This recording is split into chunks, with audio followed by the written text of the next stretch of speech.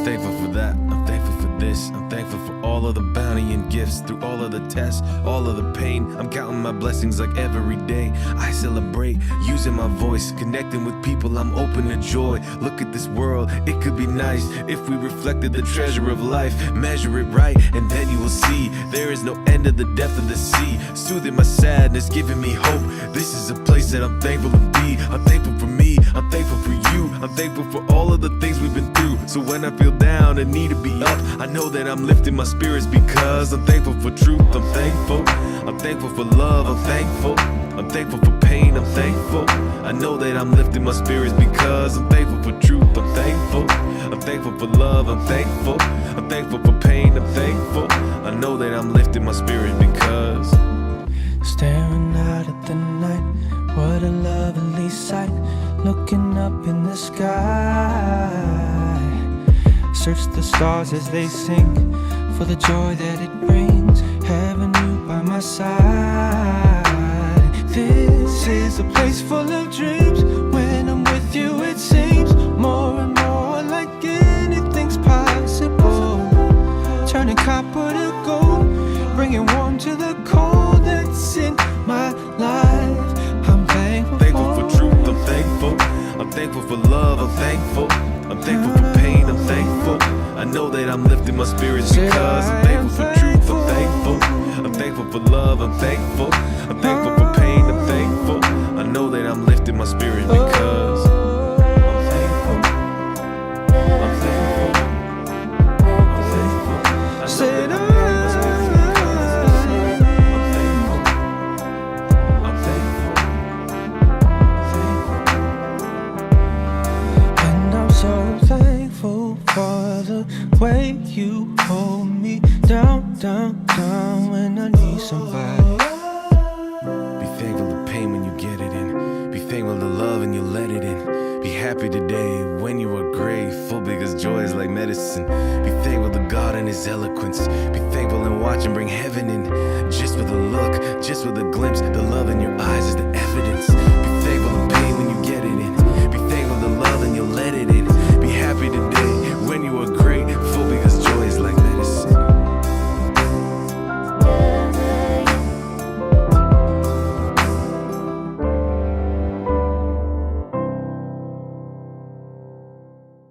Welcome, everybody. You've been listening to the sounds of Karim Rushdie, a young Haitian Canadian Baha'i who wrote and performs the song with lyrics that speak to the values of love, respect, and unity, a twist for rap. Karim is also the founder of the very cutting edge, the Rap Camp, runs workshops throughout North America for young people to become empowered to express themselves, although the workshops have been virtual, of course, for the past year. Well, welcome everyone. Folks are still coming into the room. Baha'i Chat is a conversation series dedicated to our interconnectedness. It's an uplifting moment when we can turn our thoughts to spiritual ideas. Each session is rooted in the Baha'i writings and the fundamental teachings of the oneness of God, the oneness of religion, and the oneness of mankind, led by individuals who are putting these principles into action. We're live streaming today's conversation on Facebook. You can find the link for that live stream in the chat box at the bottom of your Zoom view. You can share it right now by clicking on the link provided, which will take you to our Facebook page where you can simply select share, and folks will actually be able to enjoy this live on Facebook or come into the room. Our main program is 1 hour in length. At the conclusion of that, we will have a 5-minute intermission, respecting those who might need to sign off. We'll return from that brief intermission for a 30-minute question and answer period where you can direct your questions to our panelists. You can write those questions in the Q&A box at any time. That's also at the bottom of your screen. We have no clergy in the Baha'i faith, and one of our most fundamental teachings is independent investigation of truth. If you aren't already in contact with a Baha'i, would like a bit of virtual one-on-one accompaniment to begin such an investigation where you can ask questions, be guided to material that would especially resonate for you, or be introduced to Baha'is and community building activities in your area, We invite you to connect with our Baha'i Guide program.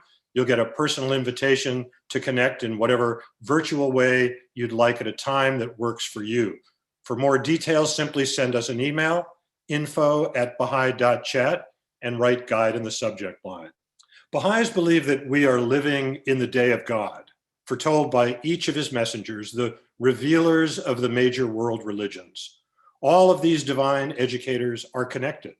Their messages are progressive, ever leading mankind forward to new levels of unity. Each has been the bearer of a preordained message essential for the times. God's latest manifestation and founder of the Baha'i faith is Baha'u'llah. That's an Arabic title meaning the glory of God. Baha'u'llah appeared in Iran in the middle of the 19th century, bringing, during a turbulent 40-year ministry in which he suffered torture, repeated imprisonment, 4 successive exiles, when some 20,000 of the faith's early believers were put to death during a single decade, an unprecedented volume of teachings. His revelation writings in the form of thousands of prayers and tablets comprise over 100 volumes, much of which have already been translated into some 800 languages. Baha'u'llah's overarching, most essential mission is nothing less than the unification of the entire human race, a reality promised in the scriptures associated with each of God's former messengers.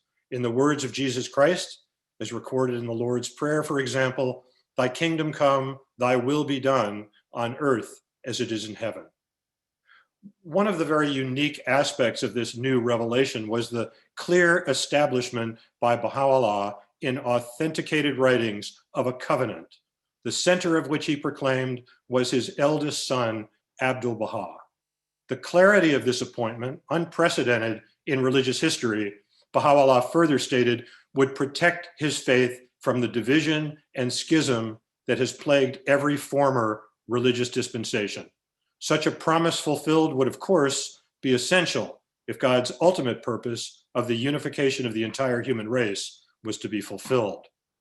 Abdul-Baha spent 60 years of his life as a prisoner and exile, accompanying his father from the age of 8 in each of his 4 successive exiles and remaining under house arrest after Baha'u'llah's passing in the environs of Akka, Israel. After his release, Abdul-Baha traveled to America, where at the age of 68 and over a period of 239 days, he proclaimed his father's message far and wide in hundreds of gatherings across the country.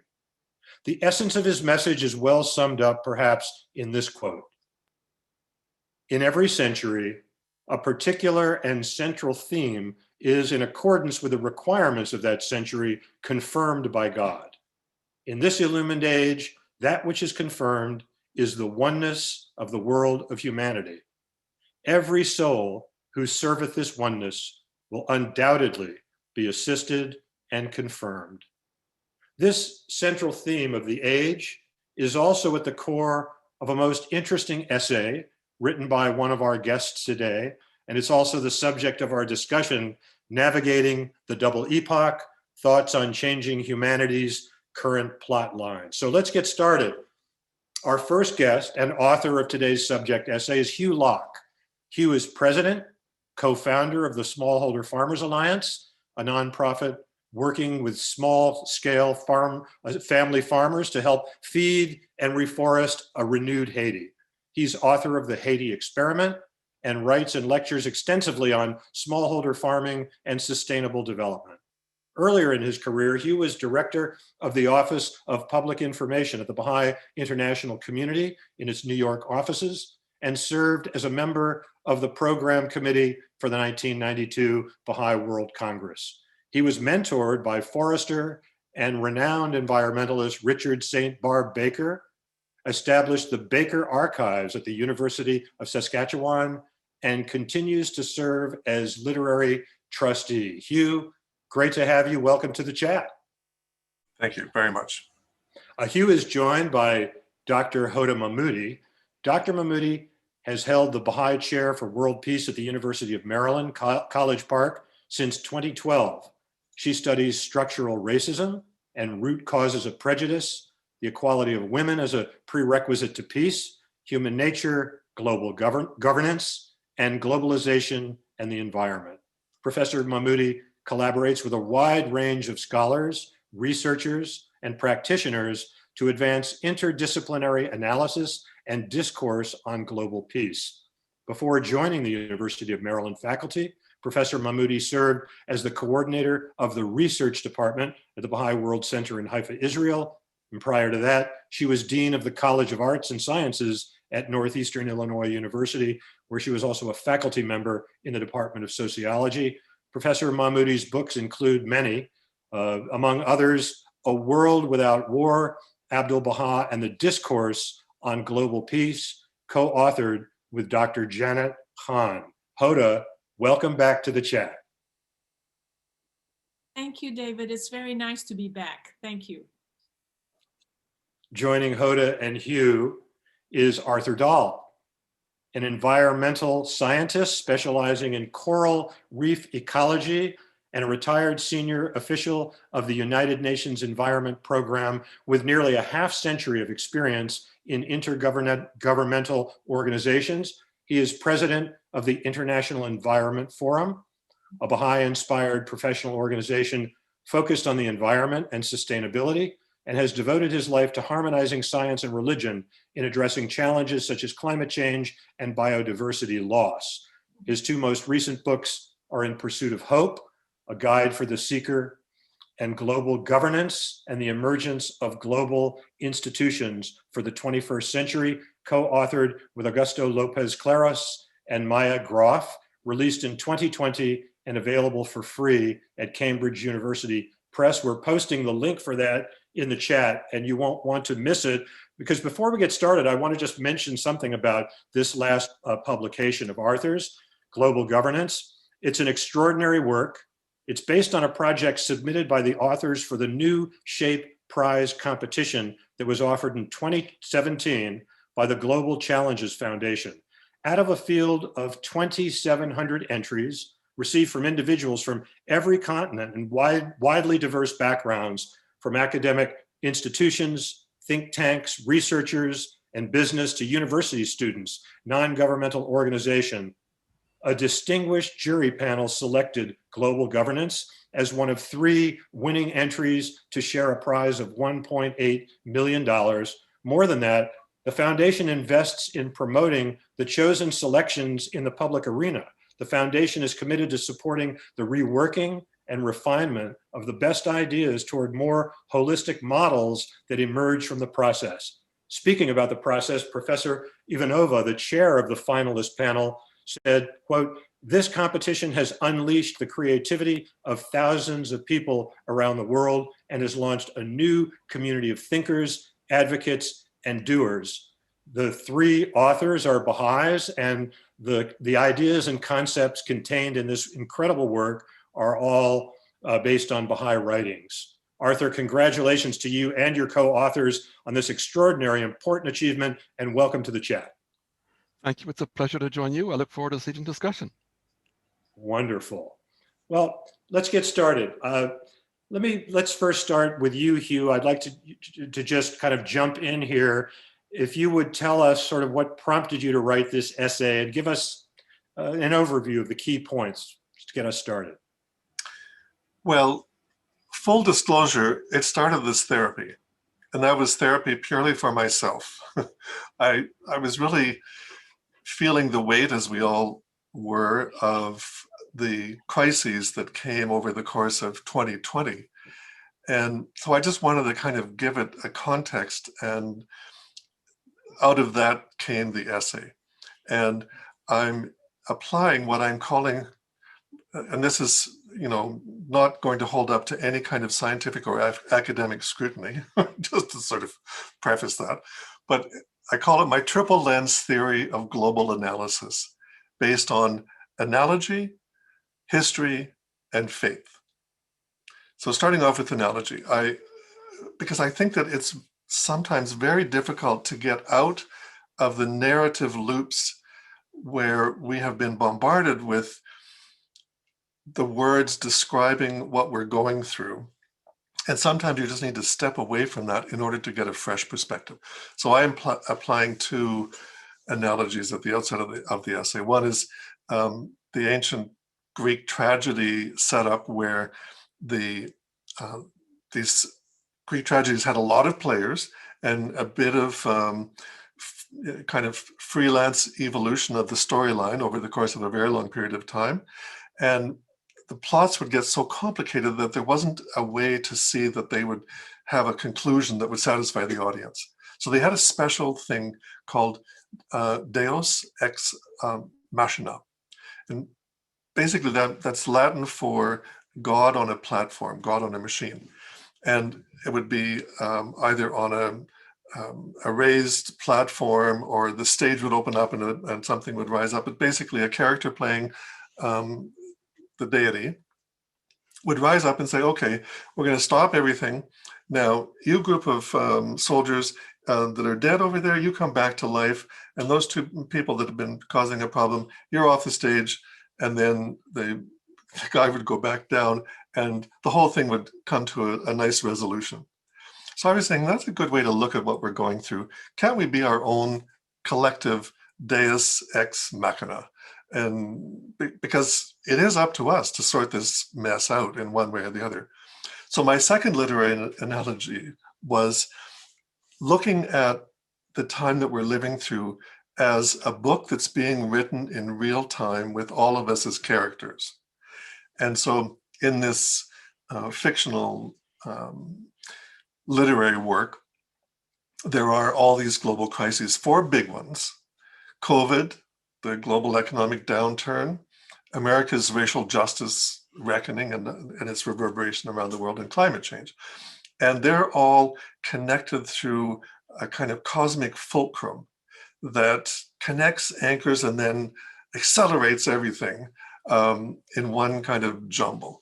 So what I'm hoping is that out of this can come some sort of sense of order, because it's either a global system collapse or a reboot or some combination.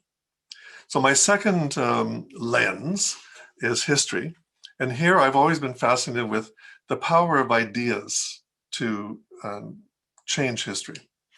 And I use one of these very specifically, the Peace of Westphalia, one of my all-time favorites, because this was when the world first saw the emergence of sovereign nations that had defined borders rather than just tribal territories. And we can probably talk a little more about that later. And the second historical reference is about the power of giving something a name. And so here, one of my favorite words, not in common use now, but I just love this word, epoch.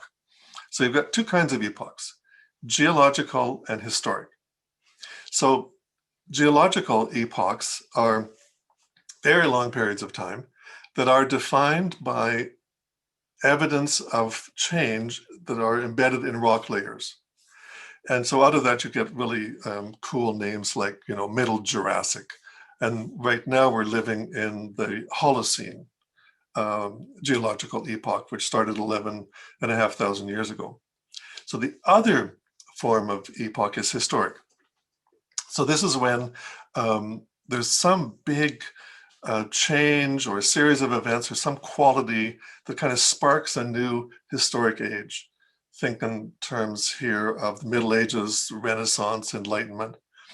And so my proposal is that we're living at the outset of a new historic epoch, but it doesn't have a name yet. But things have changed on such a scale that surely it qualifies as an epoch, even if we haven't given it a formal name yet. Now, into this epoch idea comes an astrospheric chemist named Paul Crutzen, who sadly died this past year. He came up with a proposal that we are in fact at the outset of a new geological epoch that is a couple of million years ahead of schedule. Because Holocene that we were in the middle of was supposed to go on for a long period of time. But human intervention through pollution and deletion of biodiversity and all these other things that we've done to the environment has meant that that's had such an impact that it's been recorded in rock layers. So he's proposed, and many people agree with him, that in fact we've entered a new geological epoch, a long period ahead of time, and he's given it the name Anthropocene, anthrop referring to human impact. So that's why I called my essay Navigating the Double Epoch. And so the third component out of my triple lens theory of analogy, history, and faith is the notion that we should be able to look at all of this in a spiritual context and figuring out what does it mean, where do we fit in? And if in fact the world is one large, complex, and dynamic system, which I think everybody can agree that it is, then the fact that we've failed to come up with a good way to manage that is an issue that I think can best be addressed initially from the perspective of faith. And in my particular case, that's Baha'i, and the importance of the oneness of humanity as a core organizing principle is, to me, what's germane to this discussion. So, without going on too long, in the essay, I zero in on two of the great global crises that we're dealing with right now: systemic racism and climate change. So in systemic racism, again, to use my triple theory, the analogy I like to use is that racism is like a virus that mutates, and every time you think it's gone away, it raises its head and does something else awful. And we're only going to be able to get rid of it when it's fully exposed and eradicated. And until then, it'll just keep coming back in various forms. The history lens applied to systemic racism is that even though the issue has come to the fore through Black Lives Matter and the whole racial justice reckoning that we're going through in the United States, it really is a global phenomenon, and it's at the root of colonialism and Holocaust and caste and apartheid systems. And we really need to look at that in order to understand how best to address it in a current contemporary context. And then applying a faith lens to systemic racism, what strikes me is that real change starts with a spiritual principle, something, as I'm suggesting, oneness of humanity as an organizing principle. Because ultimately, you can't get to the resolution of global crises through a conflict model. Because basically, when you win a conflict, it doesn't equal peace. It just means that one side dominates. And that doesn't really set you up for anything other than the emergence of the next round of conflict. Then lastly, on climate change, again, applying the three lens principle. And here, rather than an analogy, I really like to substitute a fact, because I don't think we really need an analogy to get a sense of how bad it is. But sometimes facts can help to kind of take us out of that auto narrative. And one that I particularly like is the fact that last year, 2020, was the year when scientists determined that human-made materials, concrete, asphalt, plastic, metal, now outweigh all living things on Earth. So that's the stuff that we have created outweighs biomass. So that's plants, animals, insects, trees, humans themselves. And to me, that's a startling point of transition that should give us pause for thought. The history application to the climate change crises, I would just refer back to epochs. And then in terms of the faith application, I think when even some of the largest businesses on Earth, as they did last year, declare a planetary emergency, it's time to start looking at oneness as an organizing principle. And that may be something that's common to all faith traditions, certainly, but it's conceived of and implemented within the Baha'i community in a particularly unique way that I think has applications outside, beyond the framework of its religious origins. And so in conclusion, the core message that I wanted to encapsulate in this essay was that, and I'll just read this little phrase, every global crisis we're now experiencing or are about to experience can be linked to our having not reached a critical mass of people who accept the inescapable reality that we are one human family. Failure to accept oneness as a core organizing principle will lead to more and more global crises until we finally get the message. The only variable in this equation is how long we choose to suffer before making the transition. Thank you. Thank you. That definitely sets the context. And, you know, there are so many aspects of the Double Epoch article, I think, that intersect with both of our other guests' work. But Hoda, you as Baha'i chair, I think especially notable the whole question dealing with systemic racism here in the United States and the impact such effort, when finally taken on with earnestness, would have globally. Other points intersect too, but tell us, how does the article resonate for you, and what are the unique ways that Baha'i is positioned to play its role in addressing what the Guardian of the Faith, Shoghi Effendi, refers to as the most challenging and vital of issues for America? David, I have to really thank Hugh Locke for writing this wonderful article, because it really captures what is happening in our international community today. And I think at the Baha'i Chair, we have from the outset wanted to study, to learn everything we can about racism in order to find solutions towards its eradication.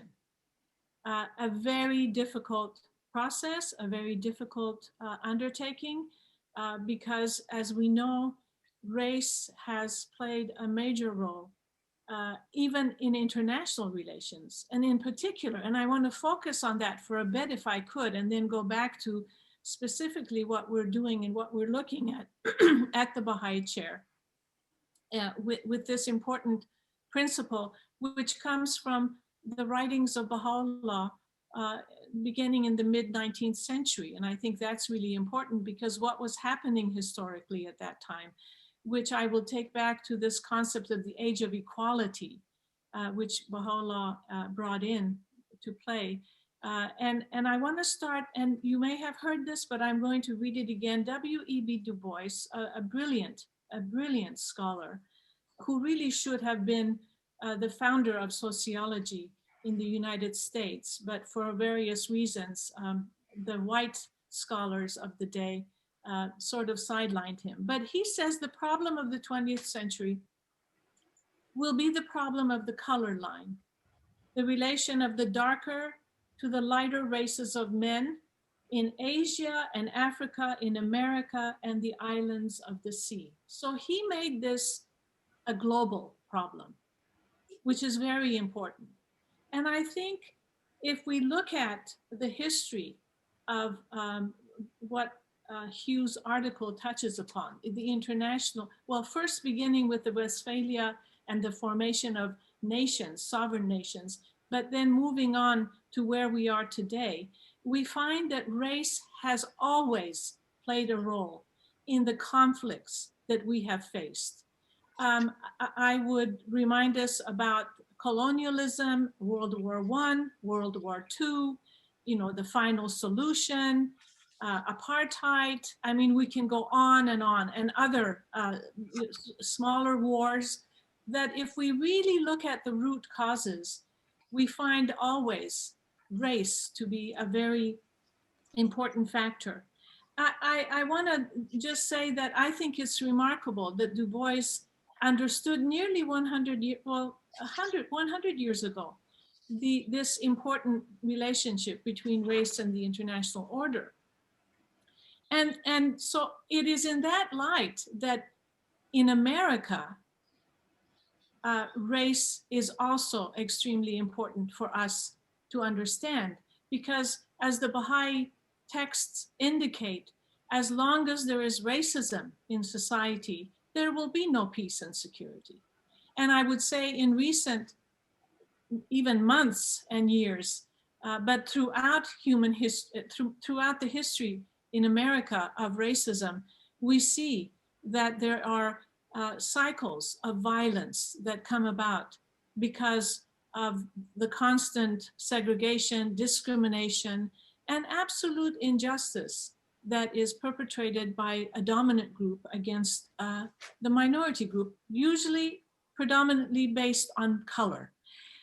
So the Baha'i chair is interested in looking at the intersection of race, gender, politics, religion, class, and one's nationality. Because all of these are highly interconnected. We find that in this country, for example, racial unity would mean that certain dominant features of the political system would have to give way to more inclusivity. And that is a tall order in a country where, as I speak, as you know, there is such great polarization, and a large segment of that polarization, I believe, has to do with the fact that some movement is going in the direction of wanting more racial justice and racial equality. So the Baha'i chair is interested in knowing about the theories and policies that promote racism in America, because we want to find new theories and policies in order to eliminate racism in America. That is a very challenging issue because most of our theories and our policies are deeply ingrained in ideologies that are outdated and that are no longer at all realistic in addressing what is happening on the ground in this country. So what we do is we want to, first of all, examine the twisted dogmas that exist even in our knowledge system about racism. To find out what those are, and then to begin to find ways to eliminate those. And this is a huge project because it means elimination from the curriculum, elimination from institutions, elimination from individual attitudes.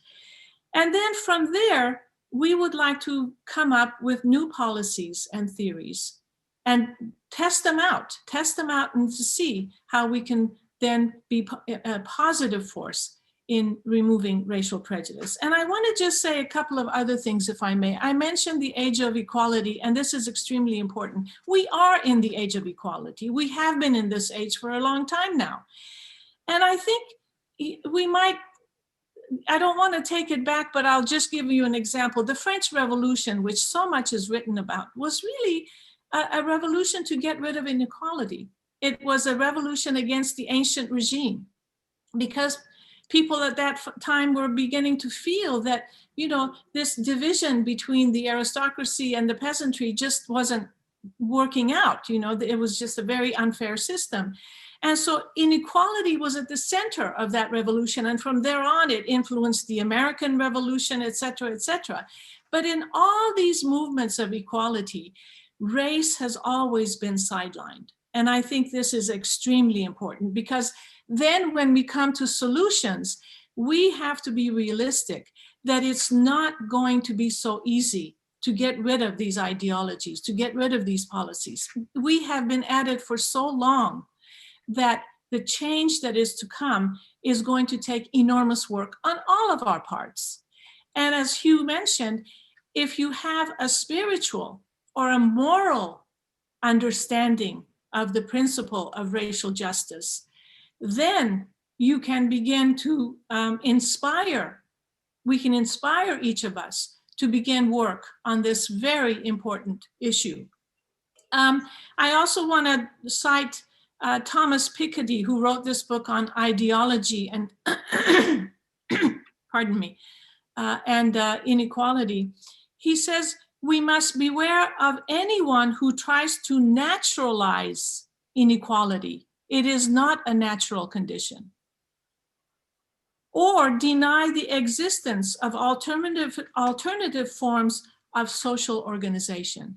So I want to come to my conclusion that the Baha'i chair basically is interested in new thinking, new direction, new vision about how to get rid of the inequality of racial prejudice and systemic racism, which runs so deep in the American nation, but throughout the world, and how to bring out a system that is more just, more fair, and that really eliminates the color line, the problems that we've been having in relation to racial prejudice in all forms in the American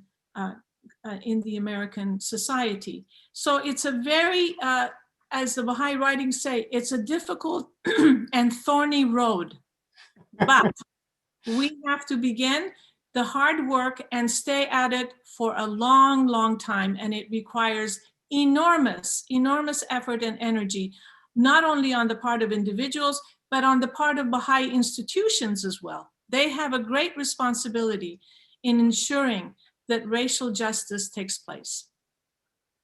We are swimming in a sea of white supremacy, and you talk about the need to undo so many things, and maybe it begins with replacing the sort of whitewashed revisionist history with the truth. And I think a lot of that is sort of emerging now. People are beginning to look at that. And so let's turn now to Arthur. Please. Beforehand, if I might just make a comment, Hoda, because you refer to the French Revolution and the Enlightenment. A couple of years ago, there was a seminal work that accompanied a new exhibition at the New York Historical Society, and it was focused on 3 revolutions: the American, French, and Haitian Revolution. And of course, I took particular notice given my work in Haiti, but the idea that for the first time, the Haitian Revolution was put on the same level with the other 2, and it was framed in terms of the impact of an unjust racial system that for a short period of time rose up and had a huge impact.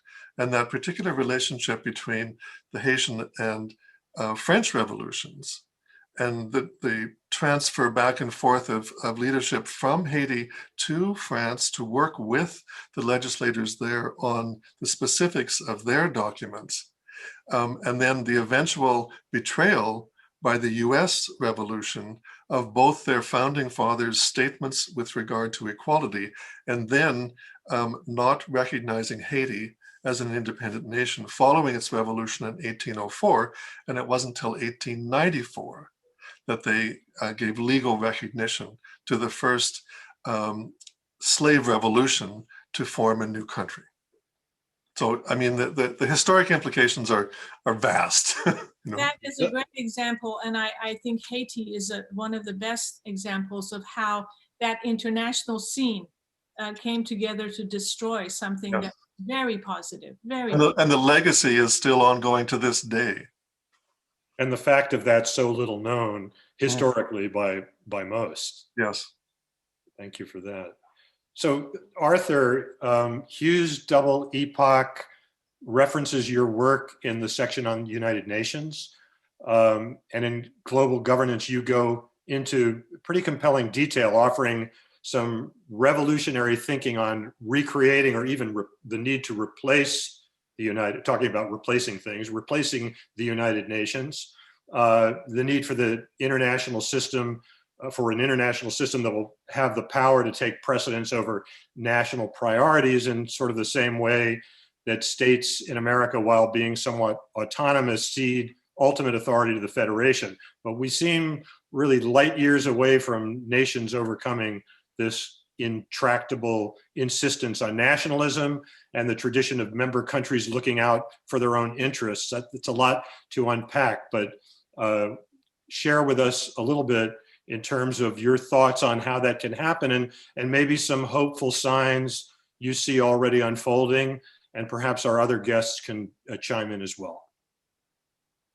Thank you. And I think the two presentations already bring part of this lovely challenge we're facing, this multi-systemic challenge, on the racial side, on the political side, and so on. And if you look at most of this strong nationalist sentiment today, in most cases, it's really a failure of governance. It's individual leaders defending their own self-interest in the name of national sovereignty. We can't do what they're doing in their country. If they want to slaughter their population or whatever, they hide behind the idea of national sovereignty. But if you look at the world today, in a globalized world, there's hardly any national sovereignty left, really. There's a global economy. No nation controls what's happening to it anymore because it's the multinational corporations, its trade systems, and so on and so forth. The idea of national sovereignty has been eroded away more and more. Now, at the national level, we accept the idea of a government to protect our individual sovereignty. We have a police force. We can go to a court if there's somebody unjust. We can take. Government is what allows us to maintain a certain independence and a certain sovereignty as individuals. Now, it would be logical to say, in this modern world, each nation needs to have a global system to protect this national autonomy, to be able to be different, to be able to stand up against these forces outside of it that are trying to impose things on it against the culture and the will of the people and so on. And so there's already a good, you might say, rational logic for saying, if you want to keep those things that are most important to you as a nation, it's through creating a federated government to protect those things from all these new forces from outside that are eroding them and destroying them. So with these two other Baha'is, one who's one of the world's leading economists, and Maya, who's an international lawyer working on international business, and myself working on climate change and all the environmental issues for the last 50 years, we said, given the Baha'i concept of creating a federated government of states with collective security, as the next step towards this unified system the world is growing into, how would we get from here to there? How do we take what we already have? There are lots of good things in the United Nations. I worked in it for much of my life, and so I see all the good that it can do, but it has certain fatal flaws. One of which goes back to a leader by the name of Joseph Stalin, who didn't want any interference with what he was going to do in his own country. This is this national sovereignty, and therefore he said, "I'll sign anything as long as it will never interfere with what I'm doing in my own country." So they had to put in the veto of the permanent members in order to protect his personal interests as a dictator. And so it's all, again, it's this root of the ego, of the self, of holding on to power, which is not even in the national interest. So the logic we're taking this step forward is there. And you might say, how do we go from here to there? How do we convince countries? And there are many countries today that see the need to do something. I mean, in this 70th anniversary of the United Nations, they called the Secretary General, please review the United Nations, make proposals for its reform and revision to come back later this year. So many countries already see the need to do something to strengthen, to get over some of these fatal flaws that keep it from acting where we really need to act in many cases. And so there's a lot of willingness to build on. Now, whether we take it in the way that, when the European nations at the end of World War II, there were a few leaders who said, we can't let this happen again. We must rise above our national sovereignty and do something to prevent, Germany and France from going to war a second time. Now, in the ruins of World War II, France still had a steel industry. Germany had coal. You needed coal to make steel, and therefore they proposed a coal and steel community. Just cooperate on sharing coal and steel to rebuild after the war. Having done that and shown that it worked, they give a little bit of national sovereignty. And then there was another step, and one treaty, another treaty, the Treaty of Rome, the Treaty of Maastricht, and so on, the European Parliament that was, didn't have much power, and then a little more. So step by step, they've given up more sovereignty on a regional basis to the institutions of the European Union. Maybe climate change could be one of those things we could agree on first. If you say science is saying we're heading for disaster, we've got to do something quickly before we destroy much of the planet. It's an existential issue. Maybe governments will say, let's give up a little authority to legislate on greenhouse gas emissions. in some narrow area. And once you have some trust and confidence, take another step forward. So we tried with our book to imagine the various ways, how might this step go forward? And it's been looked at seriously by the Secretary General, by the UNCF.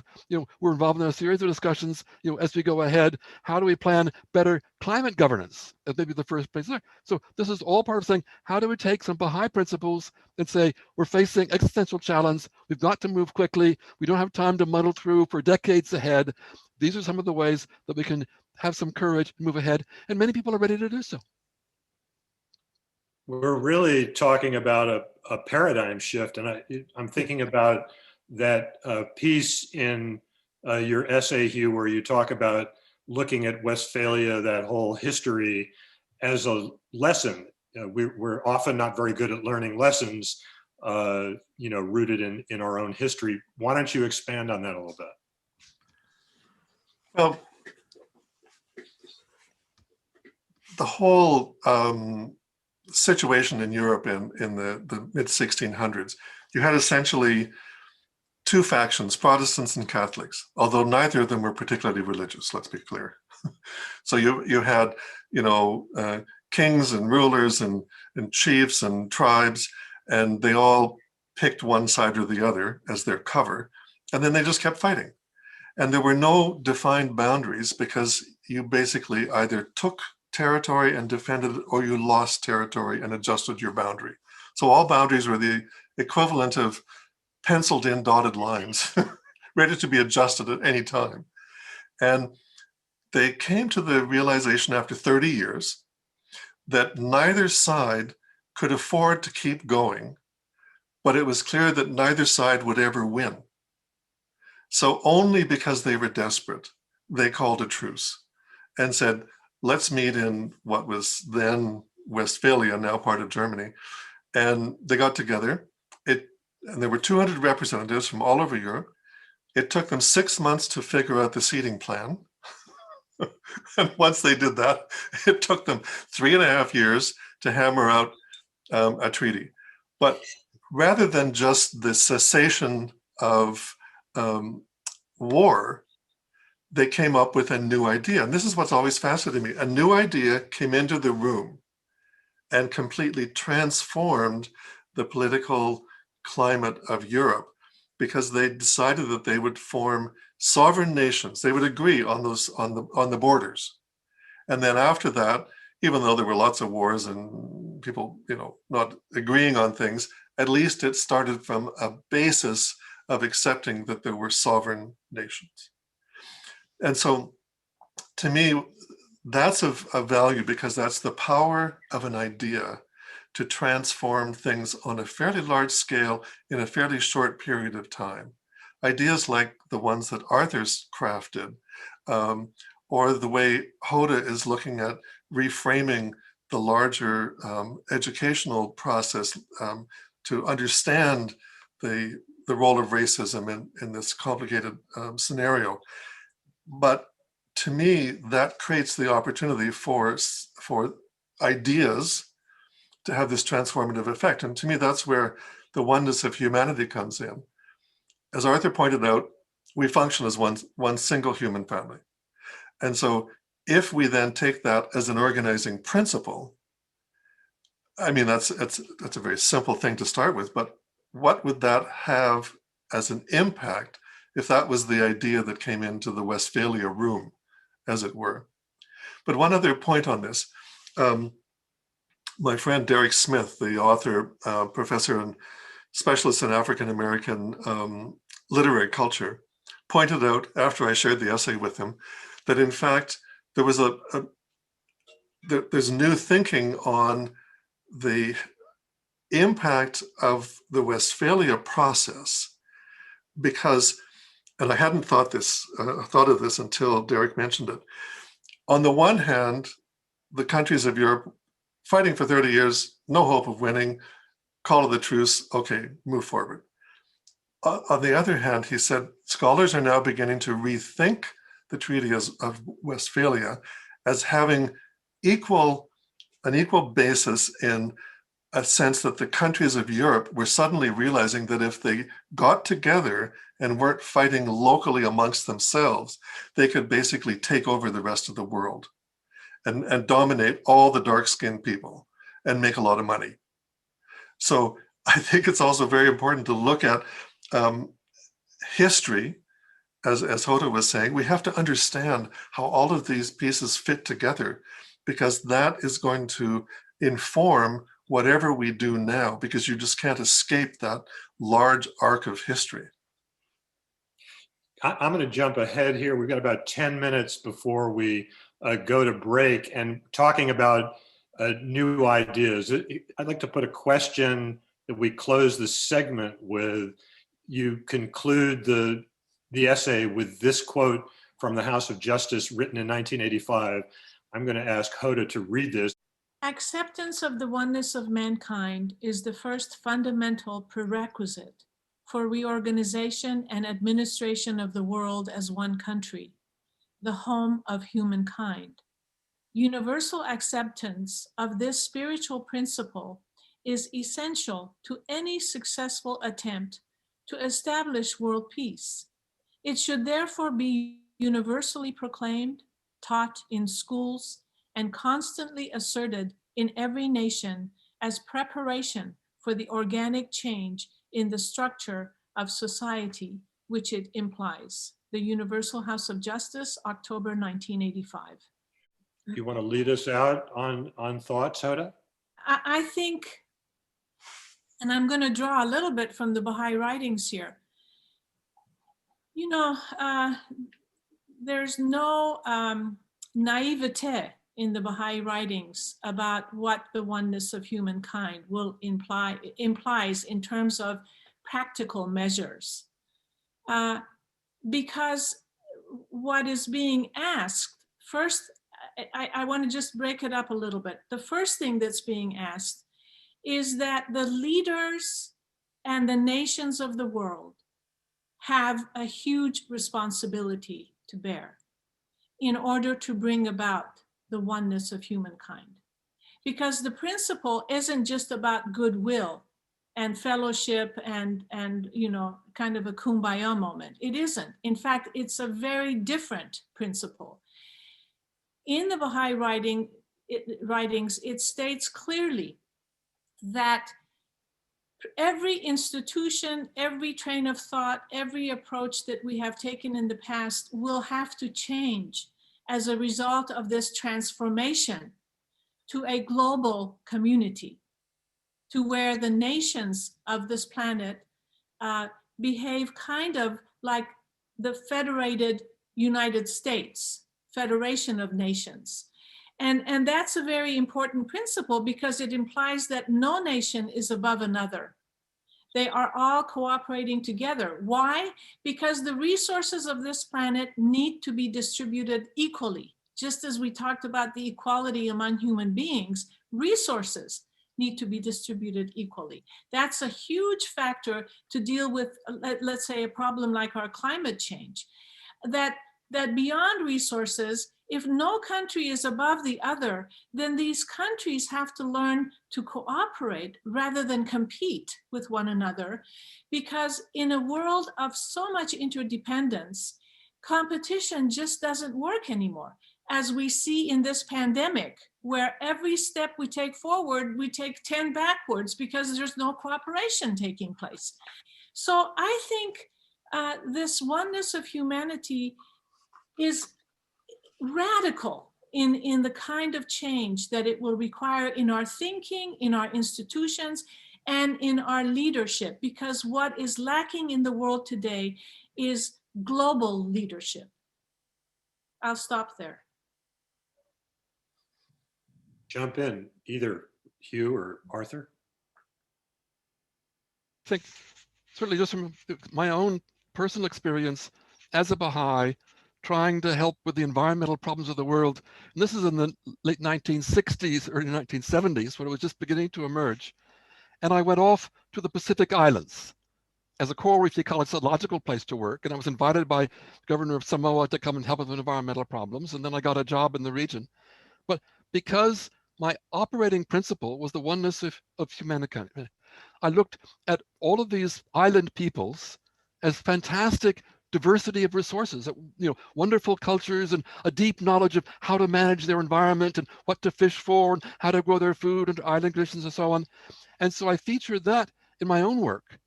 And in these islands still struggling to emerge from colonial eras, some were American colonies and some were French colonies, and, Australia, New Zealand, England, and they'd suffered all kinds of colonialism. And to have somebody who came in and saw them as wonderful people with a lot of wisdom to share with the world meant that I could be much more successful at what I was doing than most of, and I went to the Kiribati for the first time, and the government arranged for me to meet with the ministers and so on.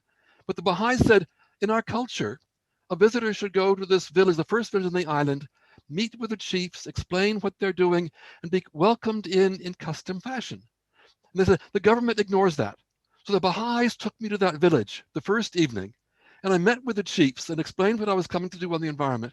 And I was welcomed in custom fashion. When I went out to do my field work, people knew I'd not just come as a scientist, but I had respected their culture and shown my appreciation for it. The cooperation I got was totally different. People, I'm still working on papers with island people, and they say, well, you're one of us. You think less. You're not like most experts in the world from outside. So whether it's be globally and trying to change the global system or each individual in our life, when you start with that premise of the oneness of humanity, and everything it's never easy, tries to drive that, it can be transformative, and it makes you can do miracles that otherwise might not happen. David, do we have just a second? Yeah, absolutely. Okay. I also, because Hugh's article also reminded me of something else that I think is important to bring up. Earlier I mentioned the dogmas that we have to get rid of. And I'm thinking about such things as getting rid of the horrible inequalities that is on the rise throughout this planet. It has gotten much worse, especially since the 1980s, and continues in that fashion. Nationalism is another dogma. Racialism. I mean, these are among the dogmas that we are facing today. And I wanted to just address this oneness of humankind, because what Baha'u'llah is asking is for a huge change, social evolution. And it is social change in the Baha'i writings is explained as the interaction between two forces, integration and disintegration. And I want to just take a couple of minutes. Integration is the force that brings people together, that unifies, that changes institutions to be more reflective of the times in which we live, and always based on equality, justice, fairness, etc. And disintegration is disruptive. It destroys systems. It can be wars. It can be the horrible side of a pandemic that we're in right now because we are not in a cooperative mood. And disintegrative forces, we might think that they're awful, but sometimes they actually get rid of the barriers that are in the way of reaching the age of equality, which we're all yearning for. And so these twin forces of social change are extremely important because we see them at work throughout the world. And I think as we move forward, we're going to see more and more of this interplay between these two, until such time, and this is what the Baha'is are working on, that we create institutions that are able to address problems and get rid of these dogmas, but address problems on a global level. I think that's extremely important. That's why the work is not so easy. That's why the oneness of humankind really requires the best from all of us. Thank you. Well, you didn't take any time that shouldn't have been taken, because that was actually one of the first couple of questions in the Q&A. So thank you so much, really, for sharing that. Go ahead, Hugh. Well, to this point, and on a personal note, I began working in Haiti in 2005. And coming from a background of having worked in the international community, I thought that I had a sort of handle on development issues, the UN, etc. But I had never actually met any smallholder farmers, small family farmers. And as I began to work on a humanitarian program in Haiti, I encountered these farmers and then began to do some research. And I was fascinated to find out that there are now 500 million smallholder farms throughout the whole developing world. And that the people who live and work on these farms add up to 2.5 billion, which then translates to 1/3 of humanity.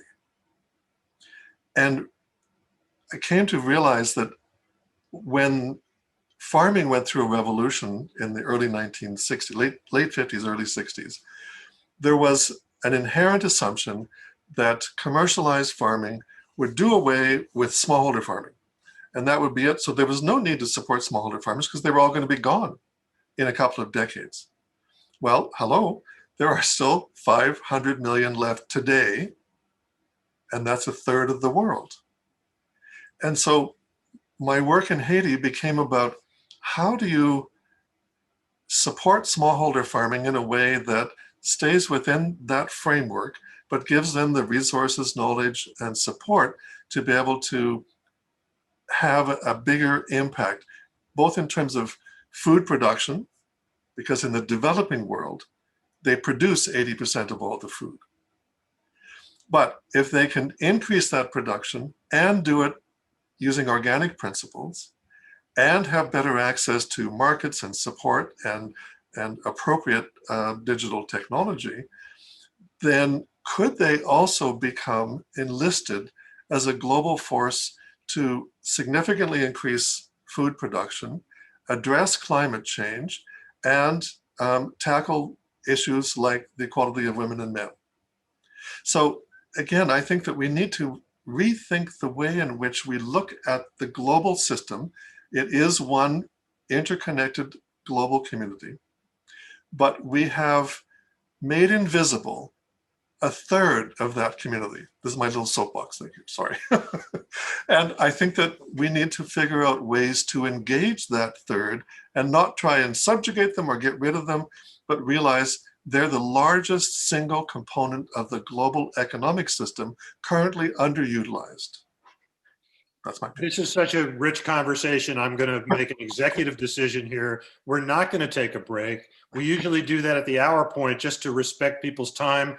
Sometimes people feel awkward about leaving. Don't feel awkward if you need to leave, but it sounds like you really are not going to want to. I'm looking at a question to kick off the Q&A in the box here that it really is just striking me. Is there an example of a venue place where they are doing a better job of dealing with racism? And I just want to lead in by asking you all, I went to this amazing fireside last night that was in a space that is dedicated, and there were many white people there as well, but it's really dedicated to attracting people of color. And there was an amazing presentation given that was really demonstrating what is going on outside of America in the island places like you were talking about, Arthur, and some of these other venues that we might have thought of as we might have discounted, certainly in the colonial mentality. And one of the things that's happening is that we now have houses of worship, beautiful houses of worship on every continent on the planet. And now we're beginning to have national houses of worship and local temples. And the local temples are being built at the guidance of the Universal House of Justice, where communities are taking these principles and making them work, literally entire villages, entire areas. And so I think there are, and I was really taken by the presentation because I think it's not something that's normally in our orbit. Talk a little bit about wonderful things that are going on throughout the Baha'i world. I would raise the example of what recently happened in, was it Chad? I think, correct me if I'm wrong, but the Baha'is gathered together all of the traditional tribal chiefs in Chad And this had never been done before. And it wasn't that they were Baha'is. It was simply that the Baha'is could convene them and basically say, irrespective of what's happening at the national level in terms of politics, you are the tribal chiefs and you have a responsibility to your peoples to begin to come together in unity. And it was the first time this had ever been done. And although almost none of them had any affiliation with the Baha'is, that was something that the Baha'is could do. And I think this is increasingly what I'm looking for, is when the Baha'is are able to step forward and create a space. Because when I was working with the Baha'is at the United Nations, one of the things that represented our strength there as a member, as a non-governmental organization, was that we could bring people together and invite them, including ourselves, to leave their particular agenda at the door. And we did a lot of work to help in those situations to find the core principles that people were concerned with, take them out of their individual orbits and responsibilities, and to say, what is the real nature of this question? What is the challenge that's being faced? And how can we collectively make a contribution to helping to resolve this? And it doesn't have to be within the framework of any one of our organizations, any one of our faith communities. And to me, that's a lot of what we need to be looking for right now, is as in parallel to the emergence of the Baha'i community as a growing force, but that role of the Baha'i community as the convener, the catalyst, the gatherer, to be able to create that space for these kinds of things. Because ultimately, I don't think, I hope I'm wrong, I don't think that elected leaders, regardless of their color, stripe, etc., are going to be the ones leading this revolution, because that's what we are talking about, a revolution in terms of global organizational capacity. And they will only act if they have a constituency that demands action of them. And so then that, I think, becomes the big issue. How do you create that huge grassroots constituency? If I may go back just for a moment to the issue of smallholder farmers, my colleague Timothée Georges and I in Haiti are trying to work ourselves out of a job by creating a movement of smallholder farmers that we lose control of. And I think that that should be taken into consideration in a global sense. We need to have the assurance that if we help to leverage the emergence of a global revolution in terms of accepting the oneness of humanity and all its stripes and complications and variations, that is going to give the basis of a global constituency, which will then be the basis on which elected leaders can start to respond. But until we get there, I'm not sure that we can expect leaders to do much. Am I being too? No. May I just interject something? Please. Hugh, I totally agree with what you're saying. My dilemma is with what Baha'u'llah did with the rulers of the world, which is he wrote to them, and he wrote very strong letters to them saying, you all have a responsibility, and that the peace of the world is not possible until you unite together to take care of your citizens.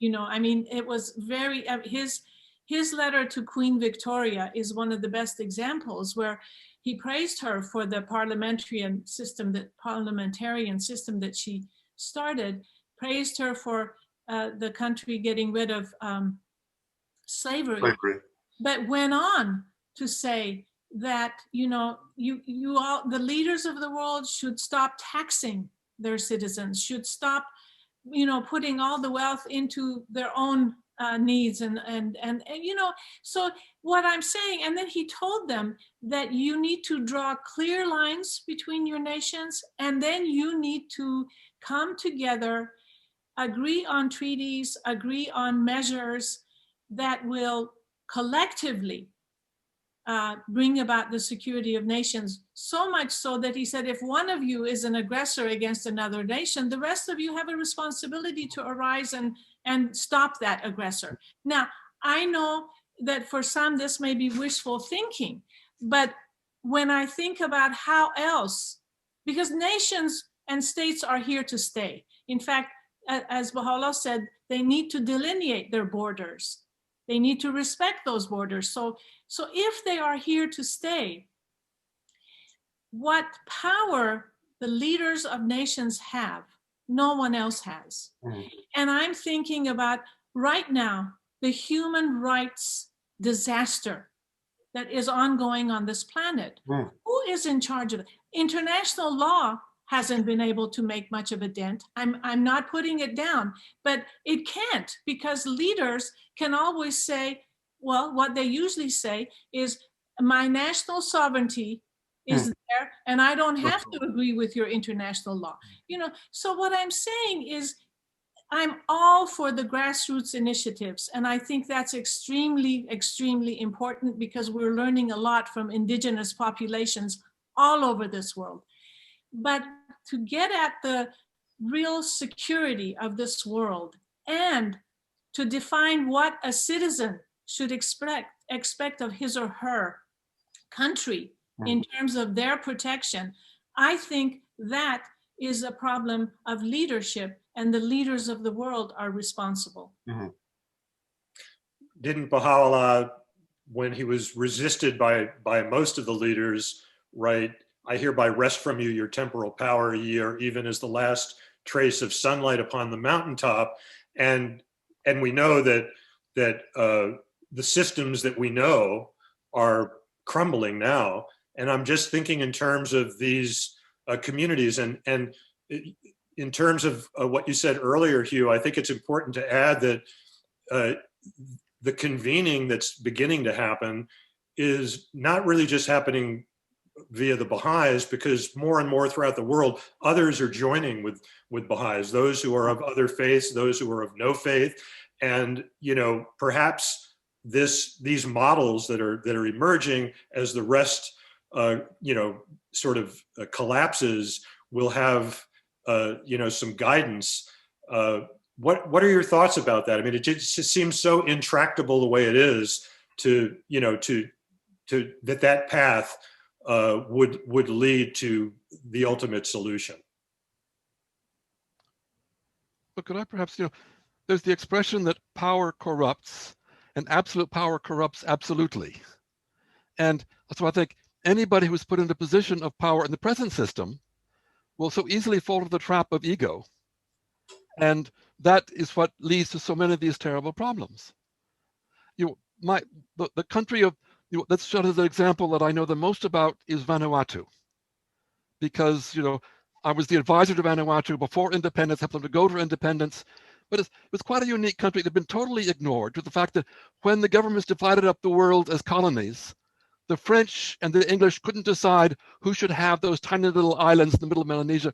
So both of them stayed there. And for 80 years, they were an Anglo-French condominium.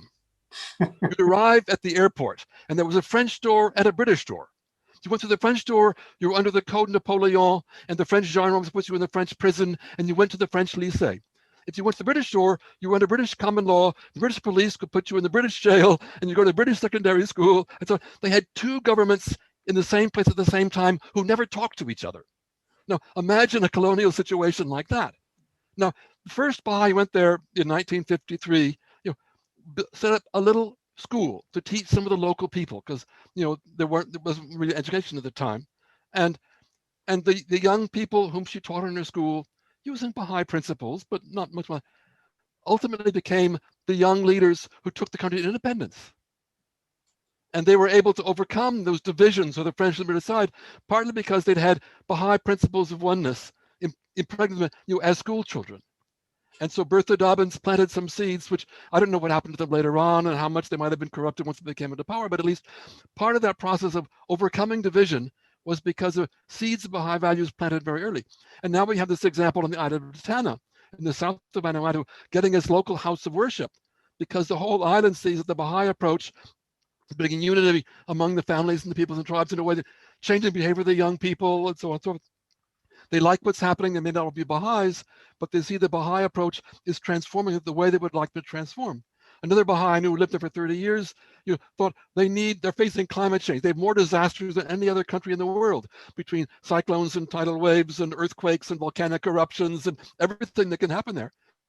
So he said, how can we teach village community resilience? How can we give them the strength to rebuild themselves after they're knocked back?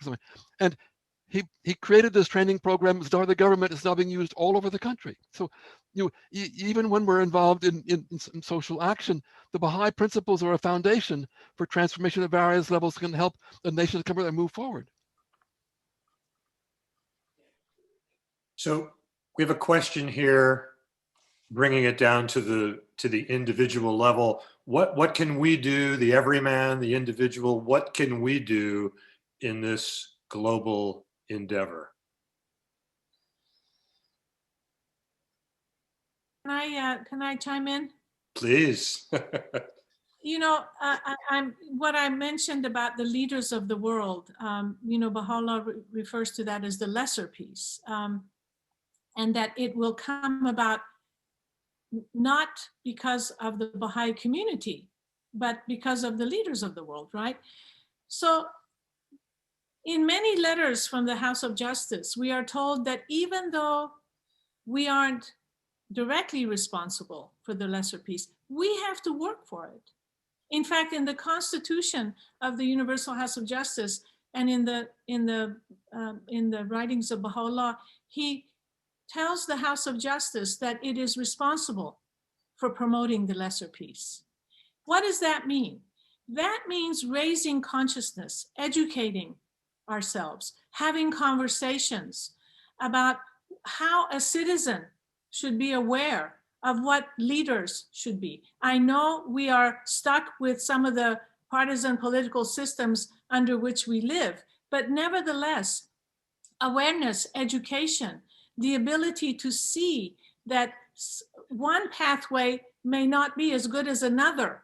These are ways that I think all of us have a responsibility to educate each other and to read what the Baha'i writings say about the process towards a more secure and peaceful world. And there was if I may, David, someone asked the role of the people 12 and 15 years of age. I would say, listen, you are the future. You young people are the future. You have to prepare yourself by reading and understanding not only the spiritual principles, but reading the best that you can find about what's happening in the world, not just what social media is trying to feed you, okay? But really reading all aspects of perspectives, because we are being fed only what we are interested in reading, and that's not good. But young people have to be the leaders, if you will. They have to, among their own peers, begin to talk about these issues, because in time, they will be in positions and jobs where they will inform policy and where they can make a difference. And this is the way that I think they need to prepare right now in order to change the world. But I think to your point, to your question, David, and picking up from Hoda's contribution,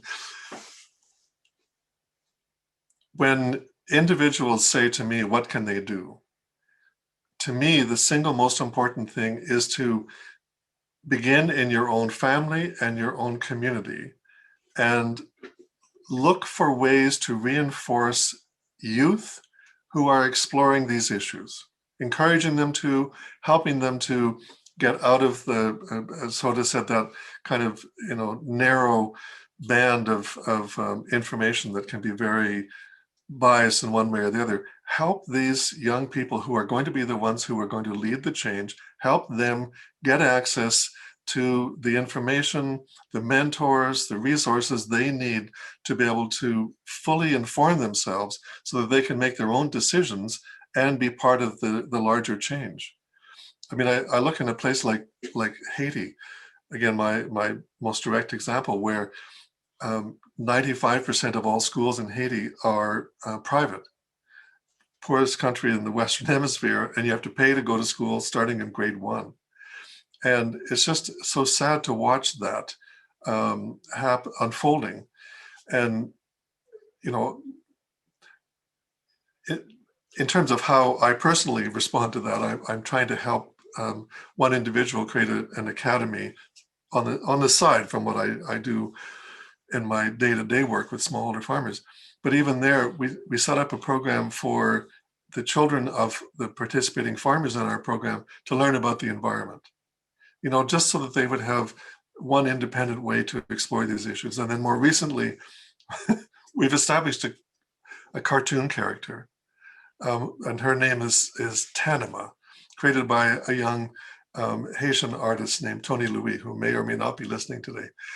And the idea there is to give young Haitian kids a female, Black, badass character who's taking on injustice and giving them a role model and a way to explore these issues.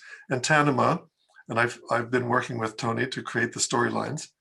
Strange little diversion getting into comic books, but you know, you got to do what you got to do. And so Tanima's mission is to plant trees, support smallholder farmers, and achieve gender equality. But of course, she has to do it as a comic book character with good guys, bad guys. But again, you know, everybody needs to figure out their own way to support kids in coming to their own conclusions about these issues, because they're not going to necessarily get it through the formal channels that exist now. You know, I think that the youth today, they're growing up in a world different from our own, in the sense they've already been connected. They have a sense of world unity that other generations didn't have in the past. And I think all we can do to help them to not fall into the trap of joining the force of disintegration, but saying, how can they contribute to forces of integration? Of how can they do something to build a better world, even on a small scale, do the pilot projects, experiment with new ideas, and so on and so forth. And then as the ice breaks and the old structures disintegrate, there'll be opportunities to move forward. You don't know quite where they will be, but get ready for that future push in the right direction and acquire, you know, if whatever your talents are, how can you do it in a way that can contribute in one way or another to that new world? And the Baha'is have lots of ideas to help with that, and that can help people to leverage the values that can steer them in the right direction. I've been working with some young people recently on creating networks. We had one just called from Colombia, said, Colombia has been torn apart by the Civil War. You know, they assigned a peace agreement. They had a referendum and it was voted down because the people in the cities were not involved, didn't like it, and people who'd been in it wanted to do it. What could he do to do something? I said, organize among the youth, create a movement to work for the unity, at least at that level, and create a foundation for the future. Just quickly, I see a couple of people are asking access to the Double Epoch article that is in the invite. It's also on our website, and maybe Josefina, you could post that as well. But I also see 2 or 3 questions coming from sort of the same direction on the conversation we were having about youth. That one is directed to Hoda, but I think we could direct this to everybody. What reading material might be recommended? Could we put out a short list for youth in this whole regard? Thoughts? Reading materials about racism, about the international order, about Yes, I think about what role they can play in dismantling all of these issues and taking us to that place of oneness. Okay. Well, again, I don't know if they are.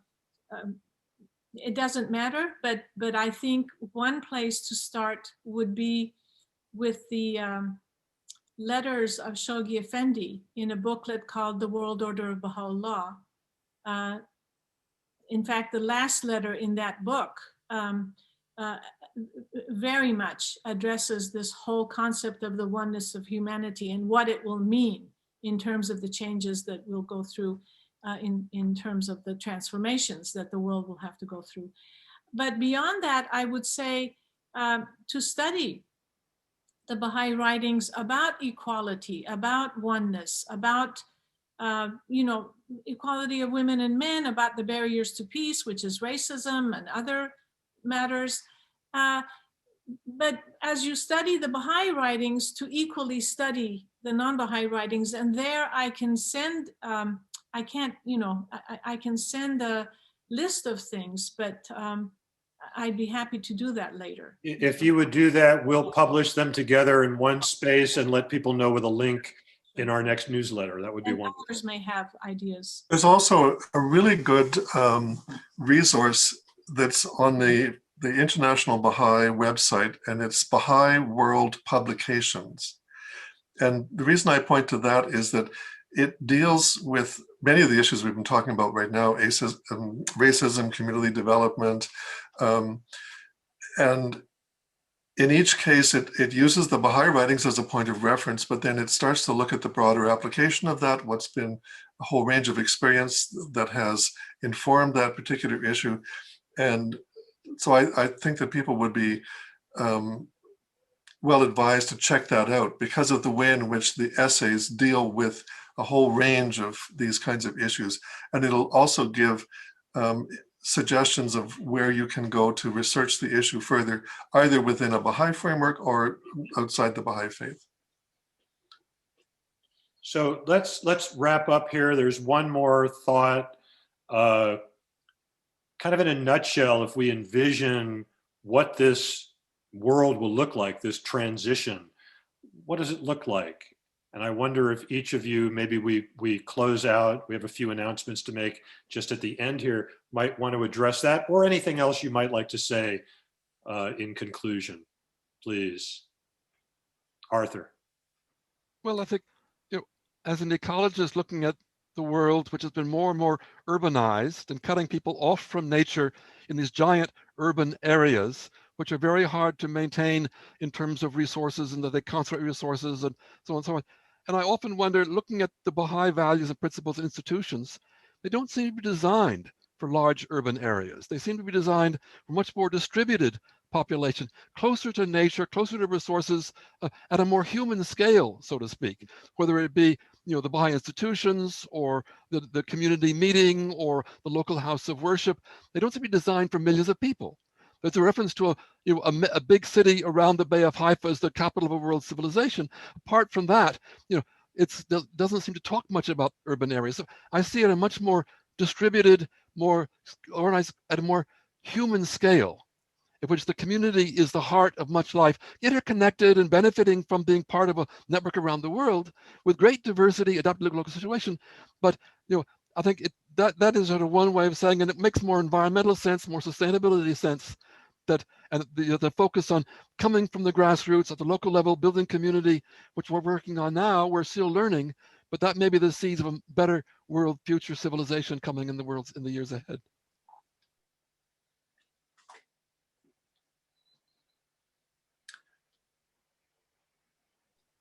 I don't know what to say, because I agree with Arthur that we are now rethinking the whole concept of cities, and certainly since the pandemic, this has become even a bigger issue. And I also agree that the kind of change that is required of a new civilization, if you will, has to take into consideration that all the work that we need to do in terms of just cleaning up this planet in every way, cleaning up the soil where we grow our plants, cleaning up the air, cleaning up the water, everything, and that work is critical, and it's not simple, it's not easy. So, and I say this, that our work is cut out for us in terms of the kind of future that we want to create. But to say what that looks like, I'm not sure. However, I am sure that if we apply spiritual principles and bring in the best of secular knowledge, good research out there, that the combination of these two, correlating correlating current issues and what research is finding out about them with our spiritual principles is really the best way forward in solving problem after problem. Without this twin process, I don't think it's very helpful. And David, someone just asked the direct question of me about the fact that I speak about politics, or not that I have spoken about politics, but that there is this statement, speak thou no word of politics. And I want to just say a little bit about that, because we are not to speak about, engage in partisan politics and to create disunity. But to not understand what politics does within the social order is not helpful, because as Baha'is, we talk about a system which will have political implications for a new civilization. And so we have to be able to talk about what we mean by politics. And I would refer people to the, I think, 2nd of May letter 19 or 2019 of the House of Justice. I'm not sure about that date, but they wrote a letter in which they clearly, it was to the Iranian Baha'is, but clearly delineate what the Baha'is can do in the political realm and what they cannot do. So to not speak about politics is not helpful, because that's one of the institutions right now that is killing us everywhere on this planet. So you asked David about what it might look like. So this is my vision, that I'm able to go on a world tour and meet with smallholder farm leaders in countries throughout the developing world, and that they all feel part of a global family that supports them, understands who they are, and that they in turn are beginning to look for ways that they can serve the larger humanity. That's it. Thank you. And really, this has been a very rich conversation. I want to just make a couple of announcements, but thank you so much to Hugh, the article, and driving this forward. Hoda, Arthur, for being with us and taking your time and sharing with us today.